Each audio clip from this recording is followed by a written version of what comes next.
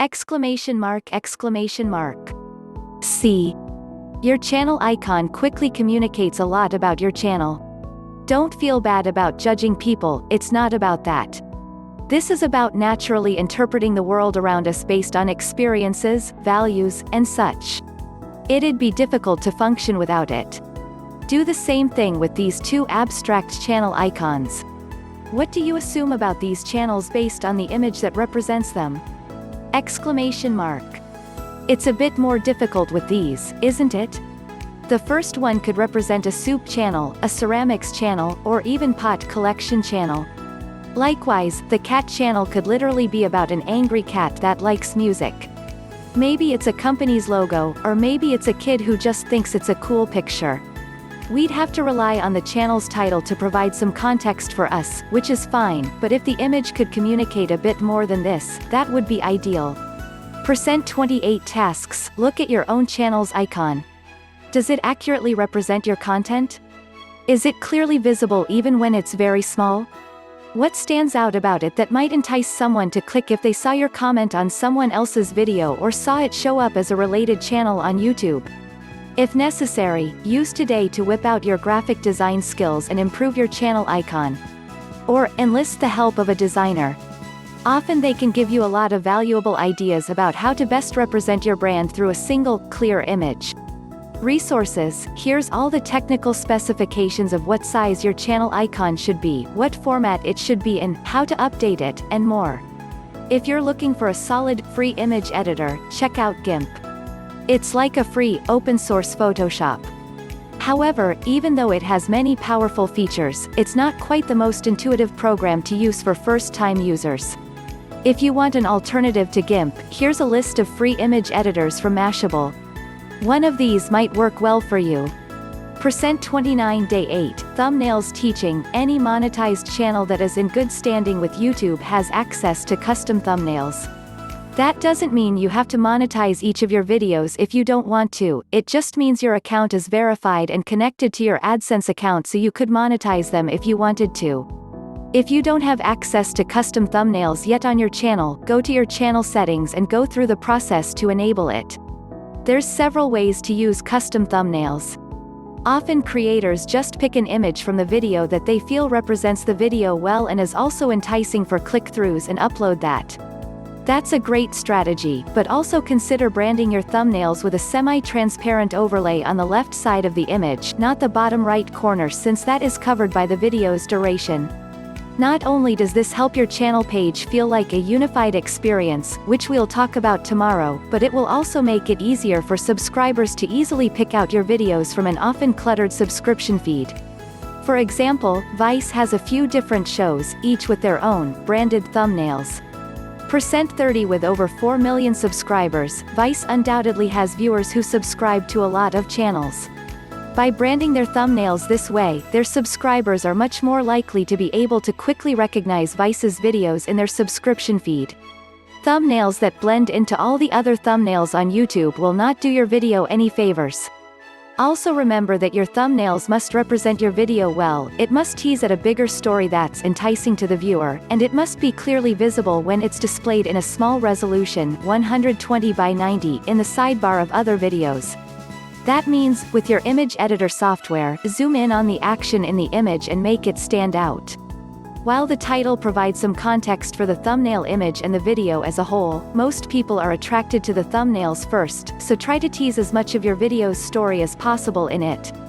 In fact, when a video ends, YouTube displays several other suggested videos without even showing the title at all.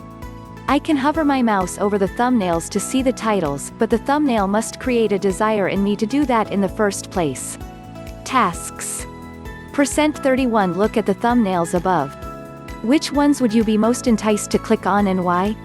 As you browse YouTube today, pay attention to what thumbnails catch your eye, which ones entice you to click, and why you chose to watch the videos that you do. Keep a list of those reasons and do your best to implement those principles into your own thumbnails.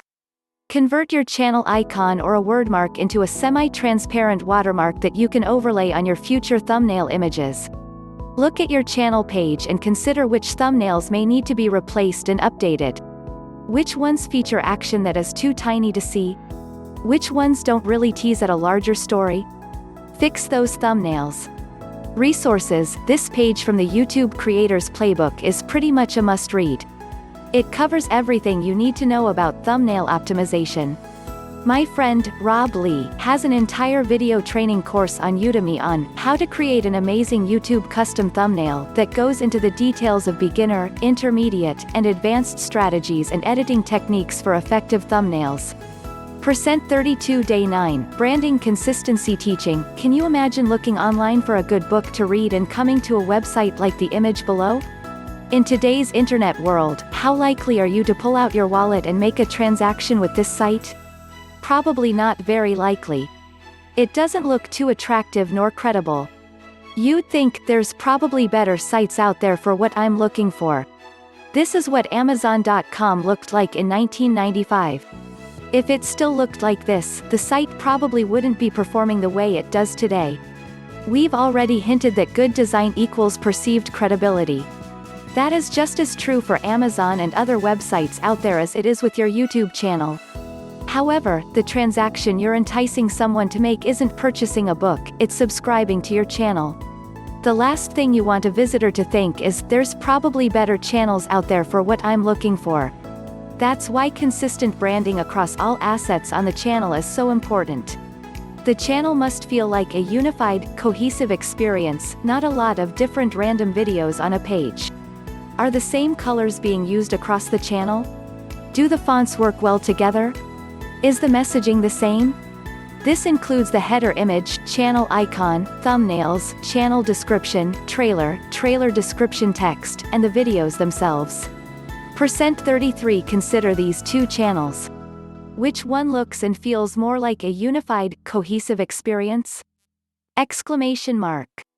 Black Nerd Comedy has a simple header image that pitches the value of the channel along with its posting schedule. The image is small, but trust me, it's there.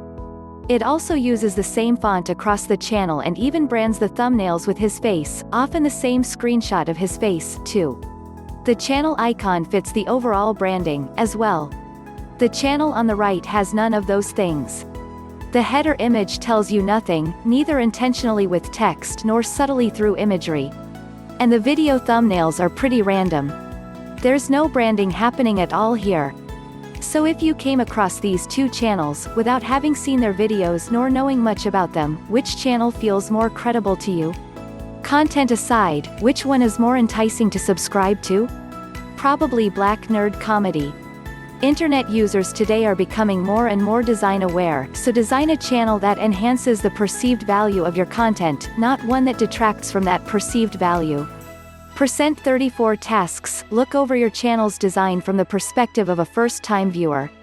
Maybe this person has seen one or two of your other videos, but other than that knows very little about you and your videos. What does your channel communicate to this person overall, both consciously through your branding and subconsciously through the design? Make any updates you deem necessary to strengthen your branding's consistency across the channel, including updating thumbnails, branding graphics, and more. Consider showing your channel to a few friends who are not very familiar with your channel. Ask them what they assume your channel is about and why it matters. Take their responses and your own thoughts and use them to make any necessary changes to your channel's overall design. Craft it in a way that communicates your message and makes the channel feel like the videos are unified under consistent branding. Resources. Web Designer Depot has a good article on what branding is, why it's important, and how to design consistency into your brand. The article is about top companies you've heard of, but the principles apply just as easily to your YouTube channel. Social media today shares the negative impact of inconsistent branding. Here's how to make a strong impact through brand consistency. %35 Day 10, Mobile Considerations Teaching. Mobile viewing is a rapidly growing part of the online video industry. Many YouTube channels see the vast majority of their views coming from mobile devices, smartphones, and tablets. In fact, as of 2016, mobile views make up over 50% of YouTube's global watch time, with the average mobile viewing session lasting more than 40 minutes. The number of hours people spent watching videos on mobile is up 100% year-over-year. Source: YouTube. Because of this, it's important that your channel's branding assets scale across all devices. All text and images need to be legible and clear on all screens, including iPhones, Android phones, iPads, Kindle tablets, and more. Zoom in on smaller details so they're more clearly visible. Make sure the audio is clear for tiny little mobile speakers, and again, make any text clearly legible. One thing I always do with thumbnails is scale it down to 120 by 90 to see if everything still looks okay. Tasks: check your YouTube analytics to see how many of your viewers are watching on mobile devices. To do this, go to your YouTube analytics. Click on Devices in the left sidebar and it'll show you how many mobile phone and tablet viewers you've had for the last 30 days. You can adjust the date range in the upper right corner of the analytics screen. Open a browser on your own phone and tablet and type in your channel's URL. If you don't have access to a smartphone or a tablet, borrow a friend's and take a look at how it appears. Is your text readable? Are your images and icons clearly distinguishable? Is important text truncated due to the smaller screen size? %36 Use today to make any necessary adjustments to your channel's design and branding. Resources: here's a few resources that reiterate what we've discussed today. 5 tips for optimizing videos for mobile viewers, Real SEO, 5 YouTube video optimization tips, Search Engine Watch. %37 Day 11, About Page Teaching, the channel's About page is perhaps the most underutilized tool on YouTube. Most channels put very little thought into what they write here, which is unfortunate because it's the #1 main influencer in how your channel itself ranks in search results. We'll talk more about optimizing your videos for search in a few weeks, but until then it's important to understand that there are actually 3 aspects of your channel that can rank in search results. Most creators tend to think only of video SEO, that is, how can I optimize my videos to rank in search results? But both your channel itself and individual playlists can rank separately from your videos. For example, search YouTube for surfing and right in the middle of the search results as the Surfing Australia TV channel. How you get your channel to rank is based on many factors, but the primary one is what you tell YouTube about your channel in the About page. %38 Another benefit of optimizing your About page is that the first couple lines of text are always appearing in more and more places around YouTube. Hover cards are one such example. Hover your cursor over a channel's related channels or recommended channels and a little box appears featuring a little highlight of that channel. It also appears when hovering the mouse over someone's channel icon in subscription feeds. Although the exact information in the hover card can change depending on where it's viewed on YouTube, it often includes the first couple lines from your About page. What a great opportunity to quickly pitch your content to a potential new viewer without even making them even visit your channel. So what should you include in your About page? A few things. It should first very succinctly describe the channel and entice your target audience. As you'll notice in the screenshot of the video creator's hover card above, there's not a lot of character space. Make it brief and clear. Communicate your channel's value proposition. Although it's already visible in the channel's header image, consider reinforcing it in the About page, as well. Share your posting schedule. When can viewers expect new videos from you? Most importantly, as you write, include a few keywords in normal, conversational English or whatever language is spoken on your channel. Be sure to write this text for people, not for search engines. This is not a place to cram every keyword you think might be relevant to your channel. Google is smart, write it for humans and Google will figure it out. %39 Tasks. Your assignment for today is pretty straightforward. Make any necessary updates to your channel's About page based on today's teaching. You have a 985 character limit, so put your most important info and teaser text first, and fill in the rest until you're run out of space. Check to see what text is visible in your channel's hover card by going to a channel that has your channel listed as a recommended channel. Hover your mouse over your icon to check it out.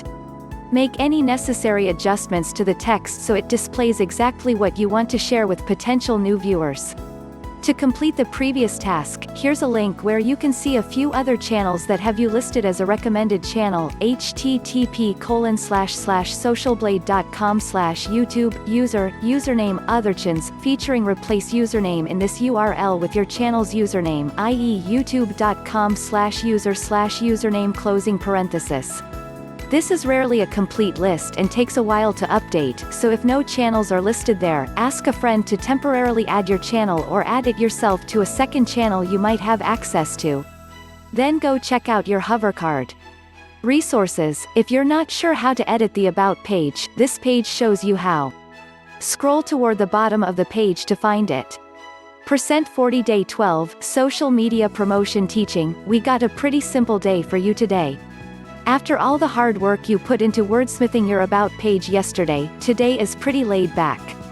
You're welcome. But that doesn't mean today is any less important. Perhaps while you were working on your About page you noticed there's a space on it where you can promote your other social links and profiles. If you haven't already filled out this section, it's important to do. Anytime YouTube gives you a free opportunity to promote yourself, it's usually a good idea to take it. In this case, we're promoting ourselves outside of YouTube. While we'd love to think that every single subscriber will watch every single one of our videos, that just isn't the case. Building your social profiles off of YouTube can give you additional opportunities to put your videos in front of your fans, to make it easy for them to share it, and most importantly, to make yourself accessible for interaction outside of YouTube. We'll talk about all that in greater detail later.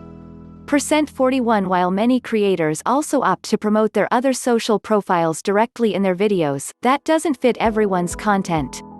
At the very least, include it on the About page, which will also let you overlay some of the social links over your header image.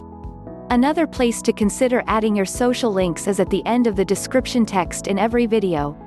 Some people say to only promote 2 other social networks because if you give the viewer too many choices they end up taking none of them.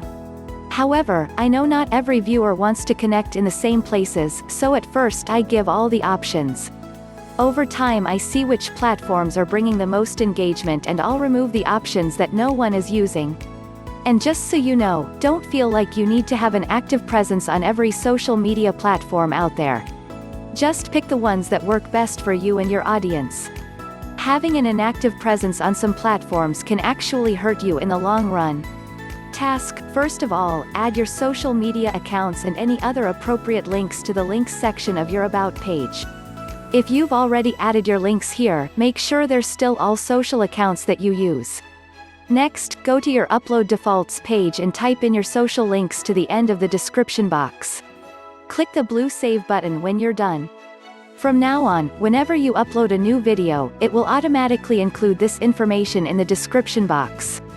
Finally, go back and update the descriptions of your older videos to include your social links. To make a mass update to several videos at once, watch my video on how to update the metadata of all your YouTube videos.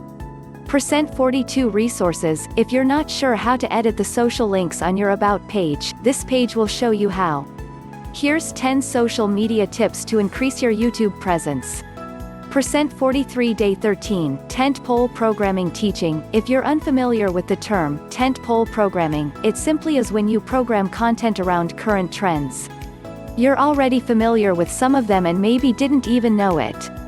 Most major holidays are considered tentpole events because so many people are thinking about the holiday as it draws closer.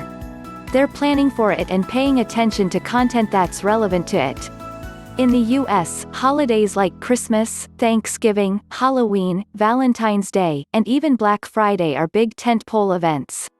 Outside of holidays, there's always topics, issues, and even completely random things trending in our society. Things like Harlem Shake, the Super Bowl, a video game release, news items, twerking, and more can all be trending conversations online. The goal of tentpole programming is to look for the conversations people are already having online and create a video to engage that audience. Now, not all tentpole events are applicable to every channel, but it's at least valuable to plan for the relevant ones that are predictable and release that video a week or two before the actual event. Or, if you're targeting a trending topic, try your best to foresee what's going to be a big issue and be one of the first to publish a video about it. The value of tentpole programming is that it often introduces you to a new audience both in search results and through heightened viewer engagement, like sharing and likes. And if your video is about a reoccurring event, like Christmas, your video has the potential to go big every season. Tasks. Make a list of seasonal tentpole events that are relevant to your channel. Jot down a few video ideas that capitalize on those events and plan to publish them a week or two before the event. %44 Use Google Trends to see what's trending right now. Do any of them relate to the content on your channel? If so, is there one or two that might fit well as a topic on your channel? Also, on Google Trends, do a few searches at the top of the site for different topics and issues that are relevant to your channel. Which ones look like they are on the rise? Plan to make a video or two that hit some of the trends that are growing with the most momentum. Resources: the YouTube Creator Playbook has a page dedicated to tentpole programming. Take a minute or two to read it. Real SEO has an article that goes into tentpole programming a bit more, titled, How to Increase YouTube Views Through Tentpole Events. %45 Channel Experience Day 14, Publishing Consistency Teaching. For the next couple days we'll be looking at the experience your channel presents to subscribers. The goal is to give them the value they subscribed for in a consistent and predictable way. The first thing to address when it comes to the channel experience is your publishing consistency, which refers to when new videos are published on your channel. When possible, videos should be published on the same days each week so subscribers know when to expect new content. Television and radio have learned that this is critically important. Can you imagine trying to keep up with a TV show if it aired on Thursday night, then Tuesday morning the next week, skipped 2 weeks, and then aired on a Saturday afternoon? Of course not. Now, for them, part of the necessity of scheduling is due to the limitations of the medium, which we don't necessarily have on YouTube, but that doesn't mean that publishing consistency is any less important. A schedule helps dedicated fans be able to make your channel part of their weekly rhythm, just like they do with their favorite television shows. One of my favorite creators even has his publishing schedule branded into his show name, Trejo Thursdays. Now, when I think, today is Thursday, I also think, oh, Mr. Arturo Trejo has a new video today. On Video Creators I publish a new video every Tuesday, Wednesday, and Thursday at 11:30 a.m. Eastern Time, so my videos are in people's subscription feed by the time they sit down for lunch. I want people's weekly lunch routine to include pulling out their phones or sitting at their computer with my new video. %46 However, if consistently hitting a specific time of day stresses you out, I don't think it's absolutely necessary. You should definitely have a set day when you publish videos, but if it comes out at 10 a.m. one week and 3 p.m. the next week, it's not the end of your YouTube career.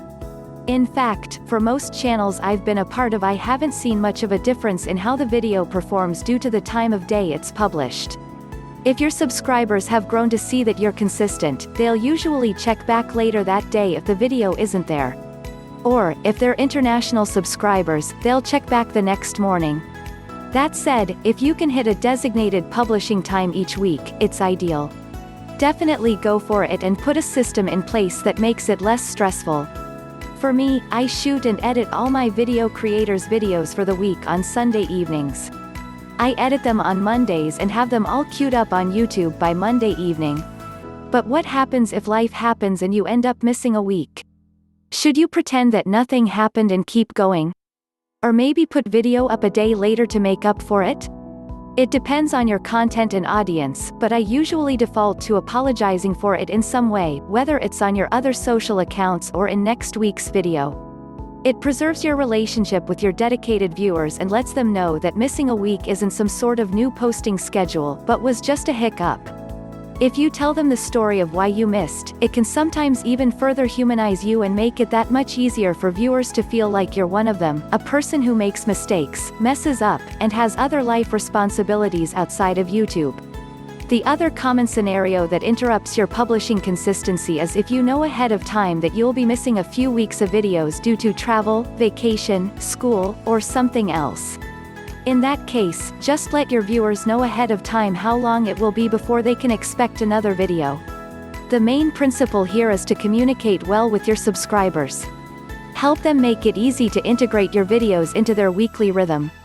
%47 Tasks. Evaluate your publishing consistency. Is your content available around the same time each week? If not, then work on putting a system in place that can help change that. Evaluate how well you communicate your publishing consistency with new viewers and subscribers. There's many ways you can do this: brand it into your show's name, mention it at the end of every video, include it in the description text of every video, put it in a branded intro, etc. Determine what communication method will work best for you and your subscribers and implement it into your channel. Resources: as usual, the YouTube Creator Playbook has an opinion on uploads and activity, and it's a good one. Be sure to check this out. If you don't know how to schedule videos to publish automatically at a date and time in the future, here's how to do it. %48 Day 15, Publishing Frequency Teaching. Publishing consistency, which we looked at yesterday, refers to when you're publishing new videos. It's not to be confused with publishing frequency, which refers to the number of videos that are being published each week. As a YouTube consultant, I've worked with many clients who bulk upload 5 videos one week, 1 video the next week, and 12 the next week. Obviously, this makes for a poor channel experience for subscribers. I mean, what would you do if you saw a channel haphazardly dumping videos into your subscription feed like that? Or even if you're not yet a subscriber and are checking out a channel to consider subscribing and notice this kind of publishing frequency, would you subscribe?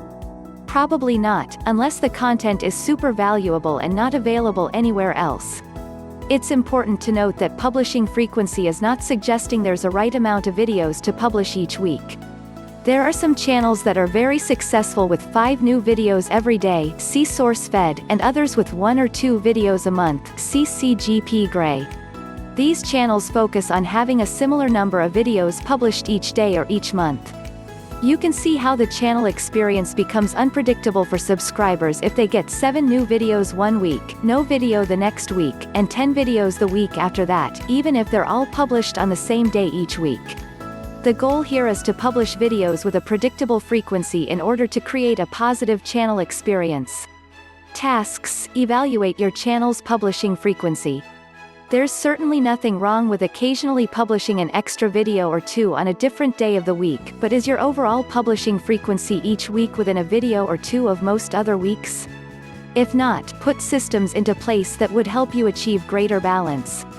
%49 If you have a lot of videos to publish each week, either because you generate a lot of content or because you have an existing library of videos, consider ways to spread the content out evenly each week.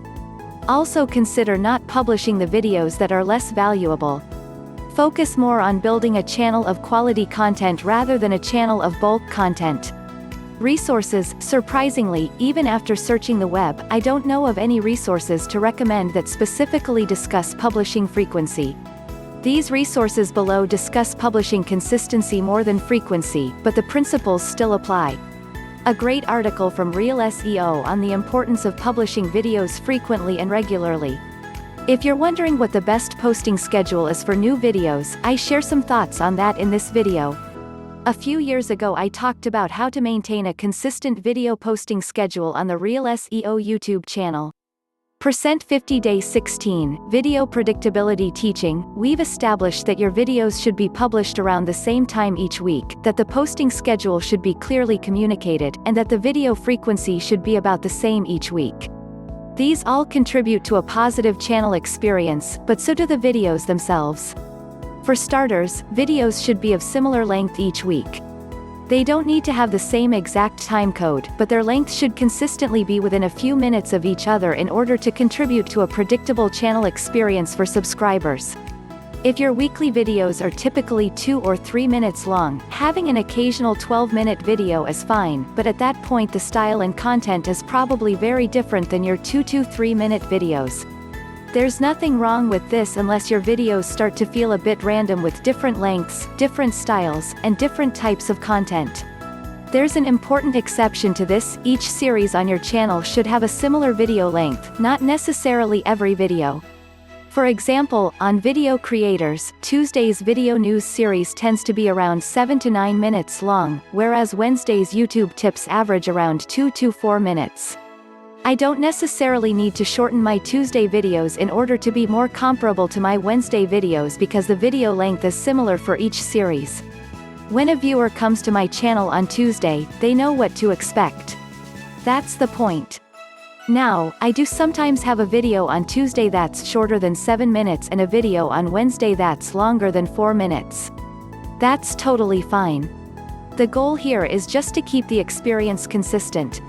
Another aspect to consider is the production value and quality of the video image on YouTube.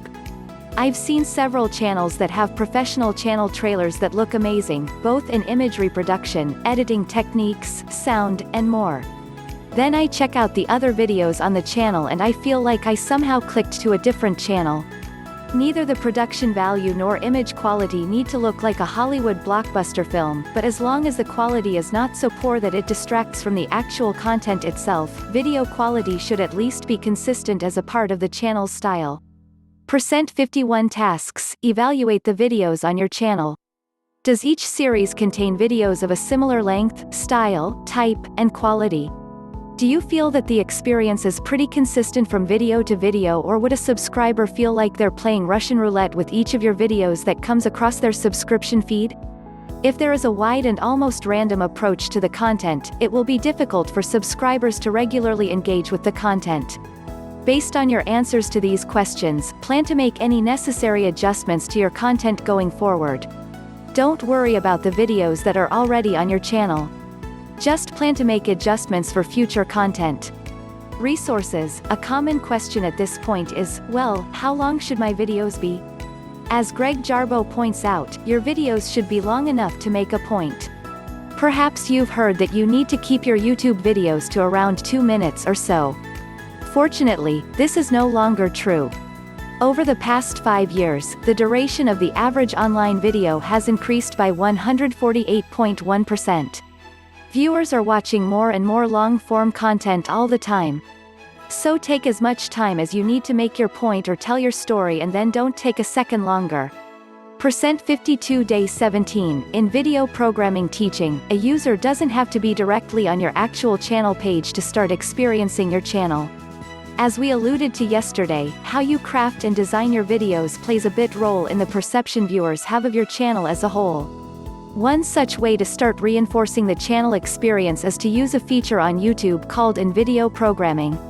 If you're not already familiar with this feature, it gives creators the ability to feature a video and/or their channel icon at some point in every video across their entire channel.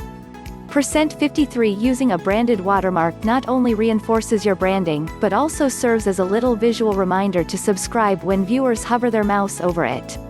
And by recommending your channel trailer at the end of all your videos makes it easy for first-time viewers to finish watching your video and then easily learn more about your channel. Since you can use both the watermark and featured video in conjunction with each other, I recommend using both.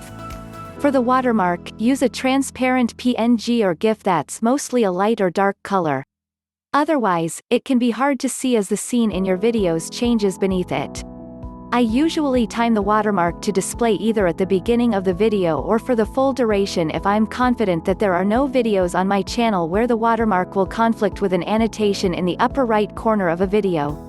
If there is, it will be difficult for the viewer to click on the annotation. For the featured video, using your channel trailer is usually the best option here. Or, if you have a video that you think represents your video well or that you're promoting for a season, then that's fine, too. Some creators also use it to promote the first episode of a series they're currently running, too. Still others prefer to look at their audience retention scores and feature videos that perform the best in holding a viewer's attention. Whatever video you promote, be sure that its title is enticing for your target audience to click and that it has a thumbnail that's clearly discernible at a very small size. Tasks. If you haven't already set up in-video programming on your channel, or if you're not using it how I described above, go to your channel's in-video programming settings and make the necessary changes. %54 If you've been featuring the same video for a while, it's possible that it's become a bit stale for your dedicated subscribers. Consider switching it to a new video and highlight something new for everyone. Resources. YouTube has a few recommendations about in-video programming and how to use it. Here's step-by-step instructions for how to set up in-video programming along with a few notes to keep in mind.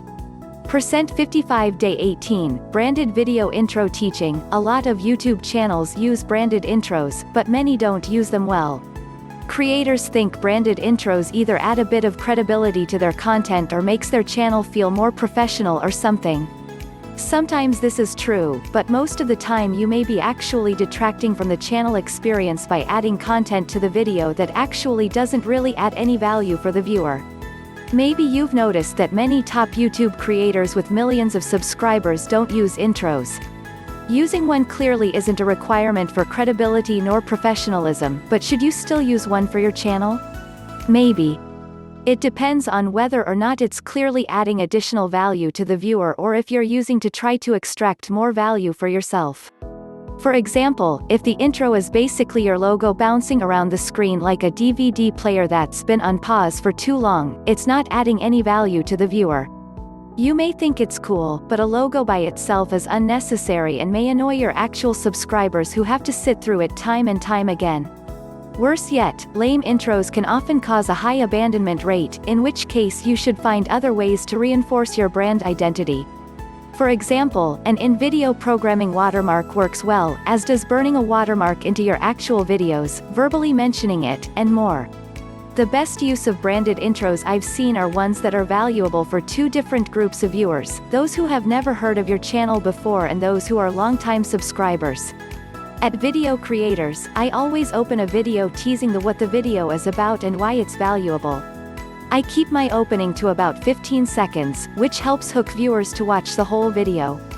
It's then that I show my 5-second branded intro.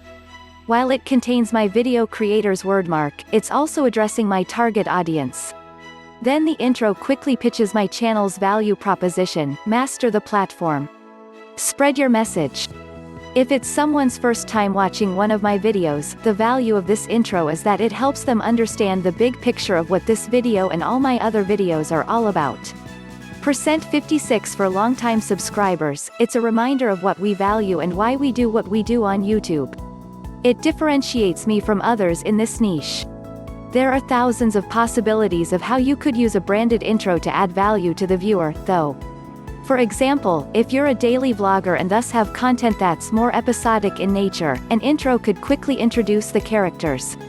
Or, a custom intro on each video could bring new viewers up to speed on where you are in your vlogging story.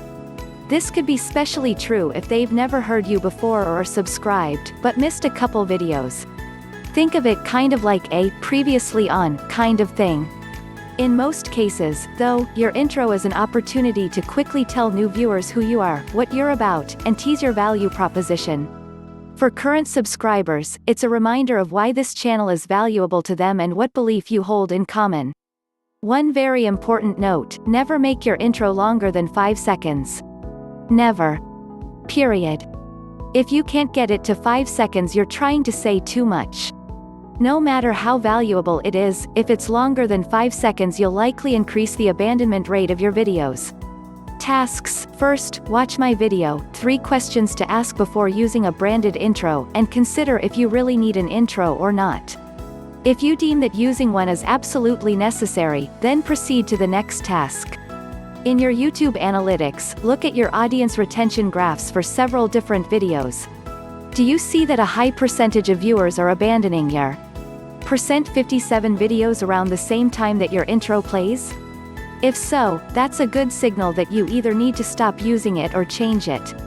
2 weeks ago you crafted a clear and succinct value proposition for your channel and included it in places like your header image, about page, and video description text.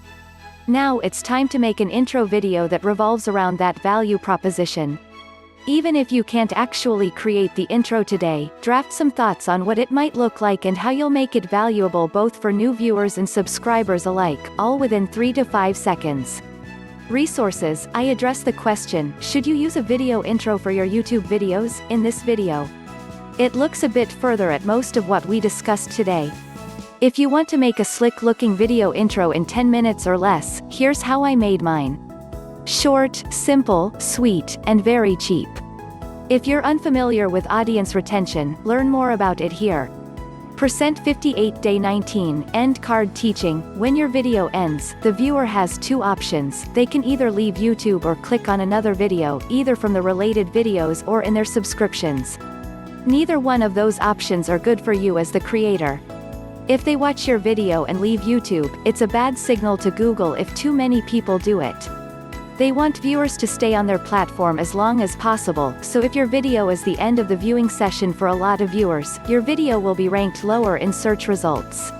So it's important to keep people watching videos, but you don't want them to click on a random related video and leave your content either. While it's better than having the viewer leave YouTube completely, you've also lost further opportunities for engagement on your videos and increased watch time, the primary influencer of how a video ranks in search results. End cards are a strategy for keeping viewers watching more of your videos by using annotations to link to your other content.